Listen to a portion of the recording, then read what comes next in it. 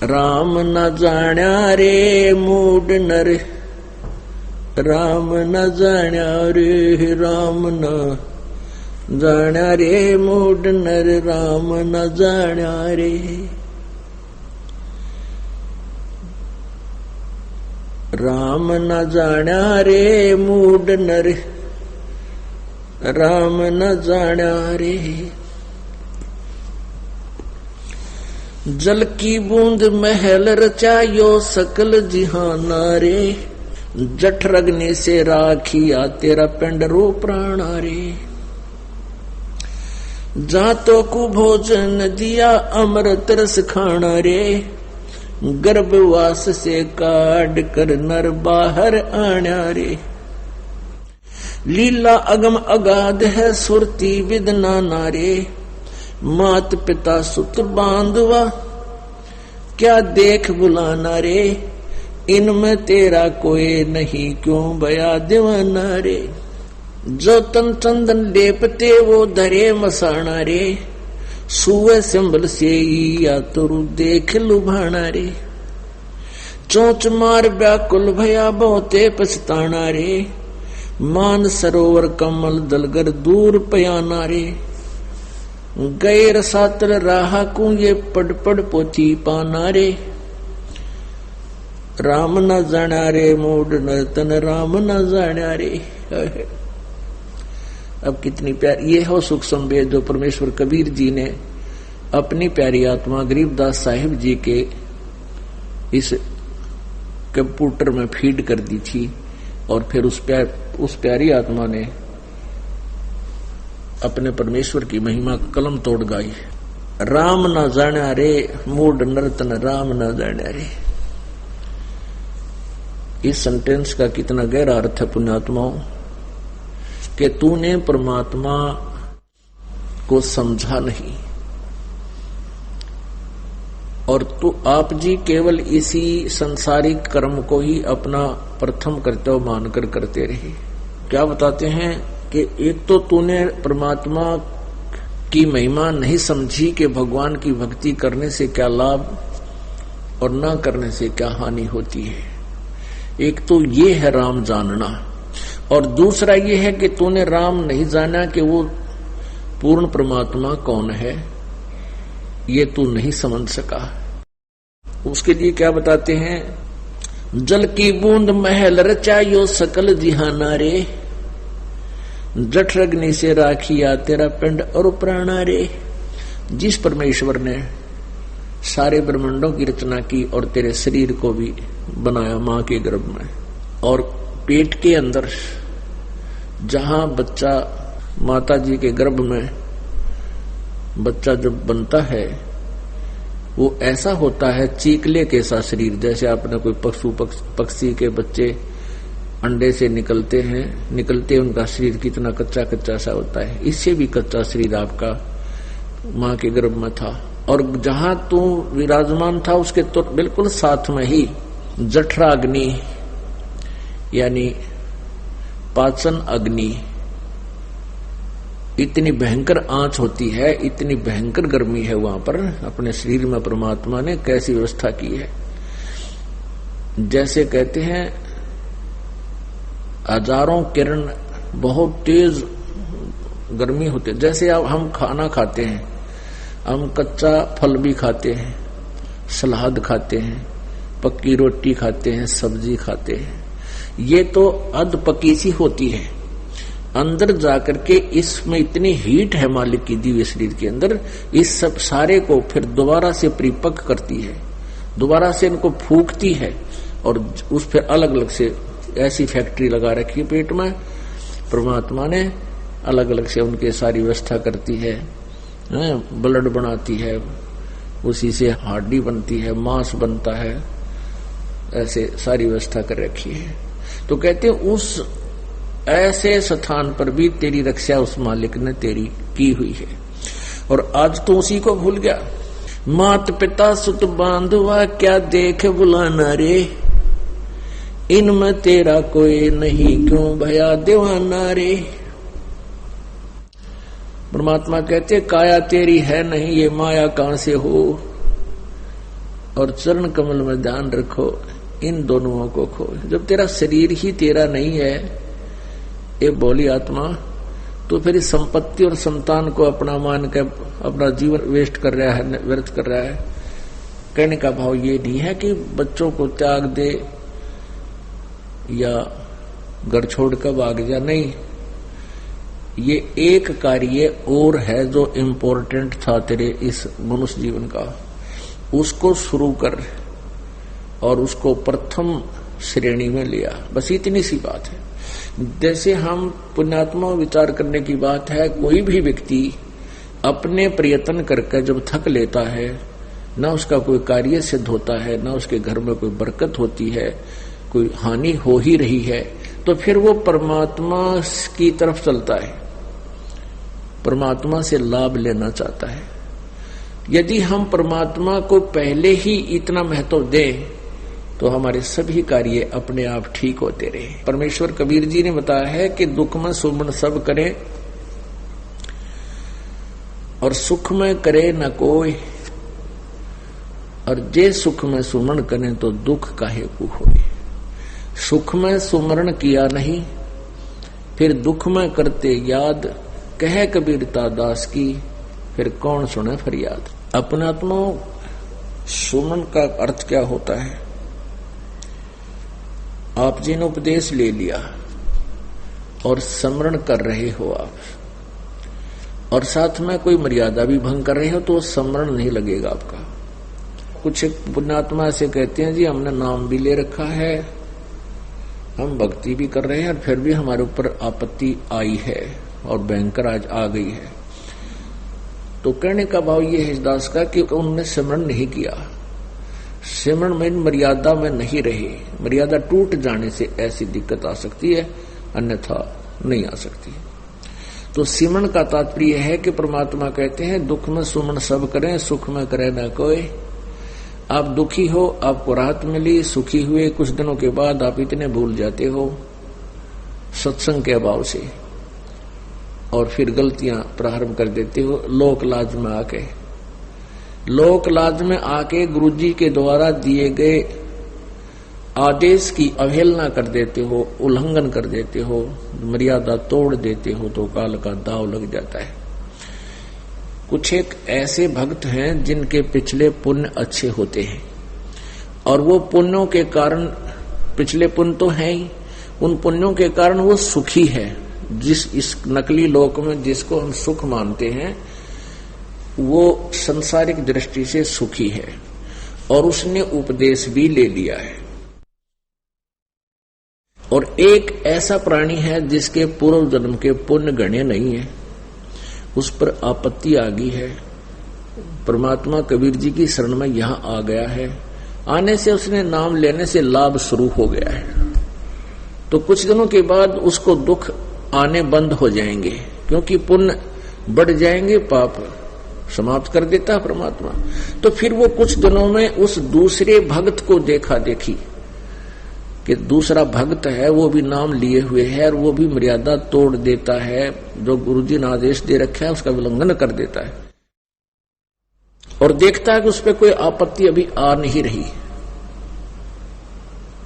उसको देखकर वो स्वयं भी विचलित होकर के कोई मर्यादा भंग कर देता है। तो ऐसे फिर आपत्तियां फिर प्रारंभ हो जाती है। जिस व्यक्ति ने उपदेश भी ले रखा है और नाम भी खंडित कर दिया, तो उस पर अब मंत्र उसका है नहीं उसके पास। इस नाम की कमाई बिल्कुल नहीं है। जिसने बीड़ी पी ली, शराब पी ली, मांस खा लिया, या कोई आन उपासना कर ली, या लोक लाज में आके परमात्मा वाले नियम से वो वंचित हो गया, तो उसकी भक्ति नहीं चल रही, उसके पिछले पुण्य चल रहे हैं। और वो सत्संग में भी आ जाता है, नहीं भी आता है, बीड़ी भी पीता है, एक आदमी में गुट्टी भी ला लेता है, और वो फिर भी कहता मैं संत रामपाल का शिष्य हूं। वो कह रहा है प्रभुदास का शिष्य नहीं है। हाँ, उसके साथ क्या बनेगी? फिर एक ही दम इतनी आपत्ति आवेगी जब उसके पुण्य समाप्त हो जाएंगे, वो बक्कल उतरेगा। और फिर वो व्यक्ति आकर के कहेगा कि मैंने तो नाम ले रखा था जी, हमारे घर पे भी ऐसी आपत्ति आ गई, तो वो ऐसा पापात्मा होगा कि आसपास के क्षेत्र के 10-5 कोई भक्त सारे हो नाम लेने के लिए श्रद्धालु, तो उनके लिए भी वो एक रोड़ा बन जाएगा। यो कहेंगे देखो उनका नाम ले रखा था, आज उनका इतनी आपत्ति आ गई। तो उसके पास नाम नहीं था भगवान वाला, परमात्मा का प्रोटेक्शन नहीं था। जब लग हंसा हमरी आना और काल लगे नहीं तेरा बाण। जब तक हम परमात्मा की मर्यादा में रहेंगे, आन माने मर्यादा, तब तक काल का अटैक हमारे पर नहीं होगा। तो इस प्रकार हमने परमात्मा की भक्ति के साथ साथ मर्यादा की भी आवश्यकता पड़ती है। जैसे हमने खेत में बीज दिया, समार भी दिया, बीज भी डाल दिया, डोल बनाई नहीं, उसकी डोली नहीं बनाई, उसके चारों तरफ मेड़ नहीं बनाई, डोला नहीं बनाया, तो पानी डालेंगे वो भी इधर उधर बिखर जाएगा, खाद डालेंगे वो भी इधर उधर बिखर जाएगा, तो फसल नहीं तैयार होगी। तो मर्यादा एक डोल बनेगी और ये अति आवश्यक है। इसमें परमात्मा की भक्ति को रोकने के लिए, इसको परिपक्व करने के लिए। मात पिता सुत बांधुआ क्यों देख बुलाना रे, इनमें तेरा कोई नहीं क्यों भया दीवाना रे। जो तन चंदन लेपते सो धरे मसाना रे, सूरज चंबन से या तुरु देख बुलाना रे, और चौंच मार व्याकुल भया बहुते पछताना रे। एक तोता पक्षी होता है, इसको सुआ कहते हैं। सुआ पक्षी होता है और वो परिपक्व फलों को खाता है, चोंच मार मार के खुशी से पके पके फलों को खाता है, शेष को छोड़ देता है। तो कहते हैं तोता क्या करता है, पहले से ही वृक्ष की आशा करता है, ये वृक्ष बड़ा होगा, ये पेड़ बड़ा होगा, इसको फल लगेंगे और खाऊंगा। तो तोते ने एक संभल के पेड़ के ऊपर, सिंभल के पेड़ के ऊपर आस्था लगा ली कि ये पेड़ बड़ा होगा, इसका फल लगेंगे और फिर मैं जी भर के खाऊंगा, आनंद मनाऊंगा। तो क्या हुआ, 10-12 वर्ष के अंदर वो पेड़ बड़ा हुआ, उसके फल लगे और फल इतने बढ़िया लगते हैं जैसे बहुत मीठे स्वादिष्ट मिलेंगे। जब वो परिपक्व हो जाते हैं तो उसके फलों में, उसके डोडों में कपास होती है, रुई होती है। अब तोते ने देखा कि ये पक गया है, इसको खाऊं, उसने जोर से चोंच मारी, वो रुई उस डोडे की तोते की चोंच में फंस गई। अब जान की दुश्मन हो गया। वो सोचा था कि ये मुझे सुख देगा, आनंद होगा, मैं खुशी मनाऊंगा और पेट भर अन्न खाऊंगा। अंत में उसमें डोडे में कपास पाई, वो खाद्य पदार्थ नहीं था। तो परमात्मा इसकी तुलना आप जी से करते हैं। आप जी संतान उत्पत्ति करते हो, संतान उत्पत्ति होने के बाद फिर उसकी परवरिश के लिए दिन रात परिश्रम करते हो और ये सोचकर करते हो कि मुझे बुढ़ापे में सुख होगा। अब तो मैं युवा हूं, मेहनत करके बच्चों को पाल दूंगा और बुढ़ापे में चैन सुख का सांस लूंगा और आनंद से रहा करूंगा। अब बुढ़ापे में जैसा आनंद से रहेगा तेरा जी जानेगा।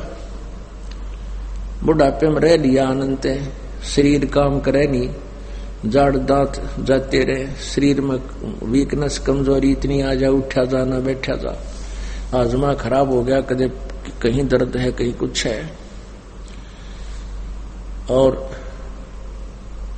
परमात्मा क्या बताते हैं, बूढ़ा होवे पड़े खाट में सुने वचन खारे, कुत्ते तावण का भी सुख को न ये छाती फूकण हारे। ये श्लोक सुनेगा बुढ़ापे में, सुख तो 100 कोस दूर चलेगा। अब क्या होता है कि बूढ़ा बुढ़िया की ड्यूटी, कंडम हो जाए, वो खाट पे बैठे रहे अपने घर में, पौड़ी में, द्वार के आसपास उनकी चारपाई डाल देते हैं। तो पुत्र वधू खेत कार्य में अपना जाती है, बाहर मजदूरी पर जाती है, या कोई गोबर पानी डालने जाती है, लेने आ जाती है। तो उनको कह के जाती है सास ससुर को कि तू ध्यान रखना कहीं घर में कुत्ते ना घुस जा। अब कुत्ते तो आदमी बूढ़े की तो कहाँ दाब मारने थे, वो तो ऐसे आंख में चौनिशी कर जाते हैं, बढ़ जाते हैं। तो कभी कुत्ता अंदर घुस गया और उसने जाकर के अंदर दूध कुछ पिया, कुछ गिर दिया उस ग्राउंड पर, परस्पर बखेर दिया। उधर से पुत्र वधू आ गई इतने में, और उसने अंदर जाकर देखा कुत्ते ने उत्पात मचा रखा।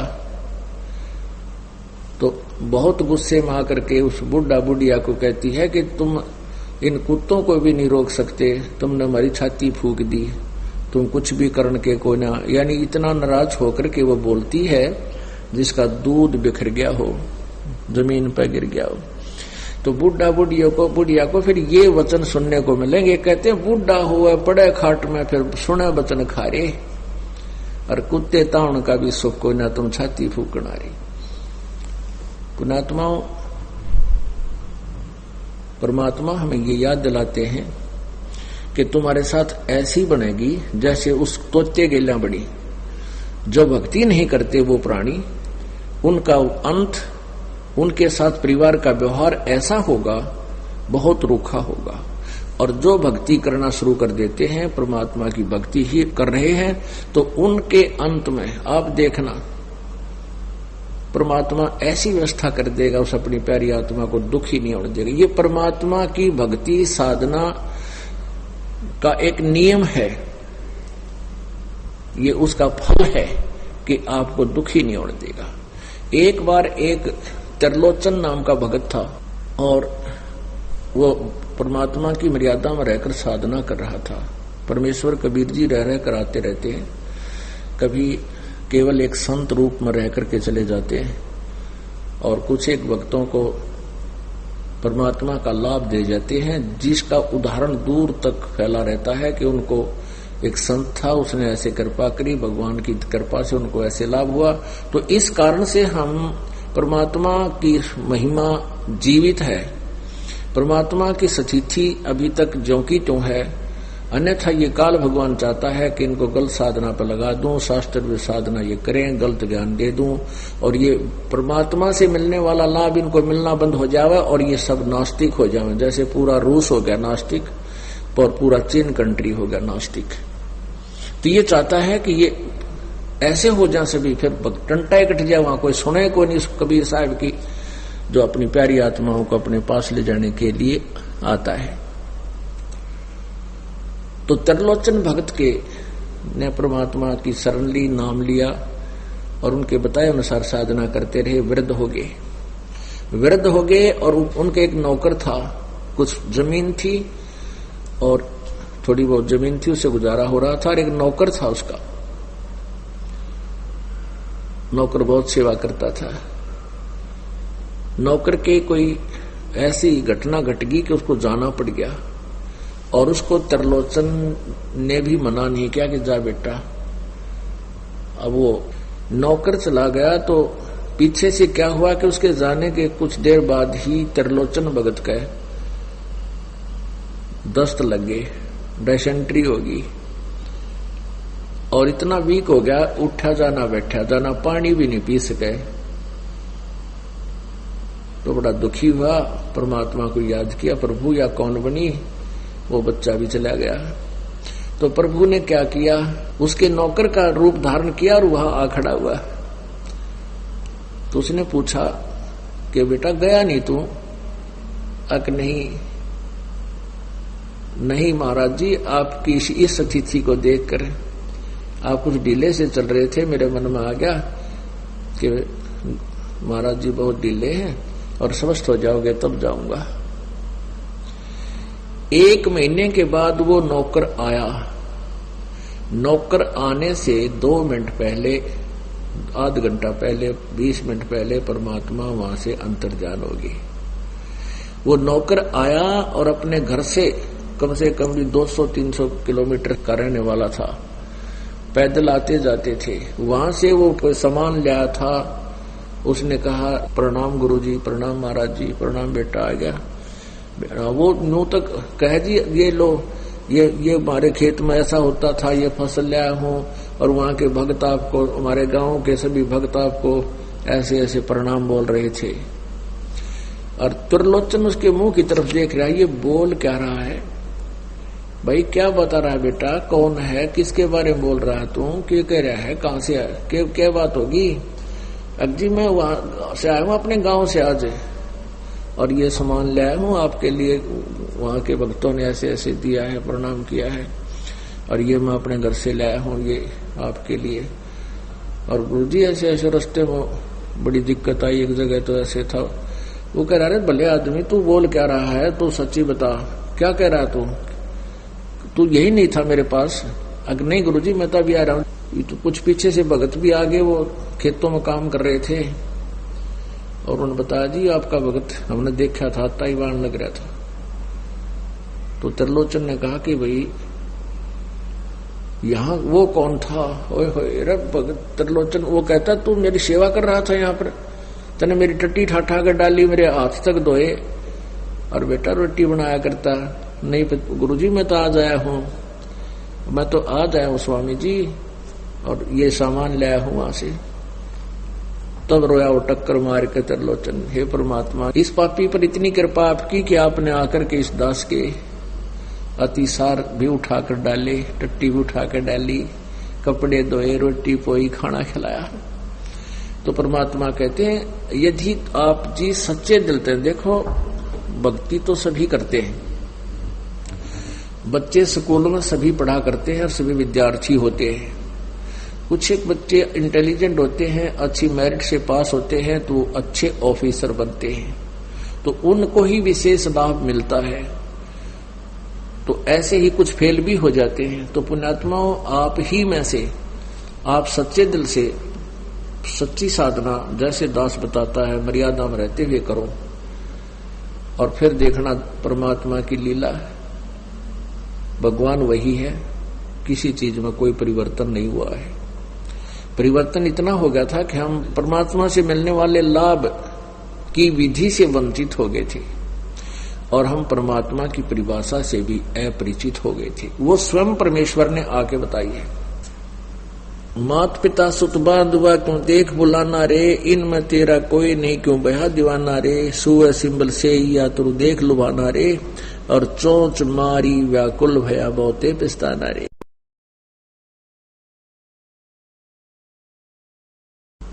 मात पिता सुत बांधुआ क्यों देख बुलाना रे, इनमें तेरा कोई नहीं क्यों बहा दीवाना रे, सुअ सिंबल से या तुरु देख लुभाना रे, और चोंच मारी व्याकुल भया बहुते पिस्ताना रे। मान सरोवर कमल दल गरदूर प्याना रे, गैर सातल राह को पढ़ पोथी पाना रे। अब जो हम सदग्रंथ पढ़ा करते थे, पवित्र वेद, पवित्र श्रीमद् भगवत गीता, पवित्र पुराण आदि, कहते हैं इनके पाठ करने वाले यथार्थ ज्ञान से परिचित नहीं हो पाए, यथार्थ मंत्र से भी वो परिचित नहीं थे, जिस कारण से वो ये पाठ करने वाले, पुस्तकों को, पोथियों को पढ़ने वाले भी नरक में गए, अर्थात उनका जीवन व्यर्थ हुआ। क्यों? क्योंकि उनको सतगुरु संत से नहीं पूजे पाषाणा रे। सतगुरु संत यानी परम संत उन्होंने मिले नहीं, उनको परम संत की उन्होंने सेवा नहीं की। सतगुरु संत से नहीं पूजे पाषाणा रे, और मरकब है कुम्हार के फिर शुक्र समाना रे। पंथ पुरातन बूझ है कोई संत सुदाना रे, और स्वासा पारस नाम है ना भी स्थाना रे। ओह, सतगुरु संत से नहीं, और पूज्य पाषाणा माने मूर्तियां, पत्थर की मूर्तियों की पूजाएं की, यानी शास्त्र साधनाएं की, और मरकब है कुम्हार का फिर शुक्र सुहाना रे, गधे कुत्ते की सूर की योनियां प्राप्त की आप जी ने। पंथ पुरातन बूझ है कोई संत सुदाना रे, कोई बहुत ही बुद्धिमान व्यक्ति उस मूल ज्ञान को सुनता है, उसके बारे में जानकारी प्राप्त करता है। पंथ पुरातन बूझ है, पुरातन माने वो आदि पंथ के बारे में कोई एकादा ही पूछता है, और स्वासा पारस नाम है ना भी स्थाना रे। हृदय में हरिपाई ये त्रिकुटी प्रवाना रे, गगन मंडल में गुम्मट है जहां धौजा निशाना रे। हाजिर नाजिर है धनी साहेब दिलदाना रे, पलकों चौरा कीजिए तापर कुर्बाना रे। मन पौन सोच से आगम है कह नृत्य बयाना रे, जैसे अलल आकाश को धर है तुम जाना रे। आसन बंद अडोल मन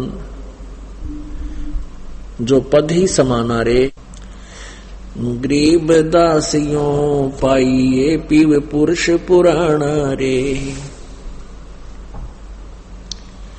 गगन मंडल में गुमट है जहां ध्वजा निशाना रे। गगन मंडल में एक आकाश में सतलोक के अंदर एक बहुत बड़ा गुमट है, गुमज इसको बोलते हैं, और उसके ऊपर एक ध्वजा, सफेद ध्वजा फहरा रहा है, झंडा फहरा रहा परमात्मा का।